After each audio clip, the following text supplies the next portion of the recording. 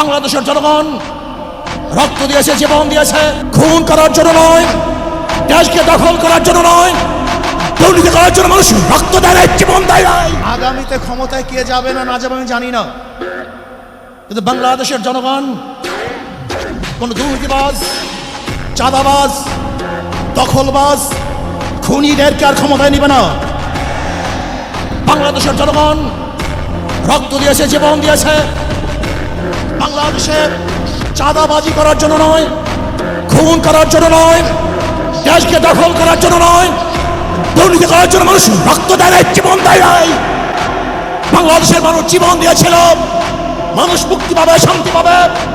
আমার গরিব দুঃখী মেহনত মানুষ ক্ষুধার্ত থাকবে না, বাংলাদেশের একজন মানুষও খোলা আকাশের নিচে থাকবে না, বাংলাদেশের একজন গরিব বস্ত্রহীন থাকবে না, আমার বাংলাদেশের কোনো মানুষ গুম হবে না, খুন হবে না, বাংলাদেশের কোনো ব্যবসায়ীকে চাঁদা দিতে হবে না, বাংলাদেশের প্রত্যেক নাগরিক অধিকার বাস্তবায়ন হবে, তারা শান্তিতে বসবাস করতে পারবে, নির্বিঘ্নে ঘুমাতে পারবে, আমার মা বোনরা ইজ্জত দিয়ে রাস্তায় চলাফেরা করতে পারবে, বাংলাদেশের মসজিদ থাকবে, মাদ্রাসা থাকবে, দাড়ি থাকবে, টুপি থাকবে, দাড়ি পরে কেউ আক্রমণ করতে পারবে না, টুপিকে ছিনিয়ে কেউ নিতে পারবে না, ইসলামের বাইরে কেউ আইন পাস করতে পারবে না।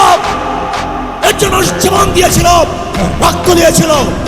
দ্বিতীয়বার দাড়ি টানবে, এই দৃশ্য দেখার জন্য মানুষ রক্ত দেয় নাই। মৌলবাদীর বিরুদ্ধে আলোক আঙ্গুল তুলবে, বললা বলে গালি দিবে, আজকে টুপি দাড়িওয়ালাদের ক্ষমতায় যেতে দেবে না, এই স্লোগান শোনার জন্য মানুষ রক্ত দেয় নাই।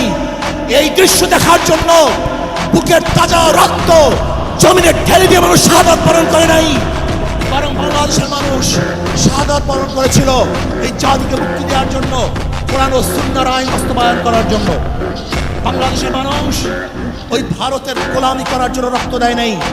বাংলাদেশের মানুষ ভারত আমাদের দেশের কর্তৃত্ব নেতৃত্ব করবে, আমেরিকা আমাদের দেশের কর্তৃত্ব নেতৃত্ব করবে, এর জন্য বাংলাদেশের মানুষ জীবন দেয় না, রক্ত দেয় নাই। বাংলাদেশের মানুষ সাধন, তারা নিজেরা আইন প্রণয়ন করবে, নিজেরা সংসদ পরিচালিত করবে, তারা নিজেদের পায়ে দাঁড়াবে। বাংলাদেশের মানুষ জীবন দিতে পারে কিন্তু কারো গোলামি করতে পারে না।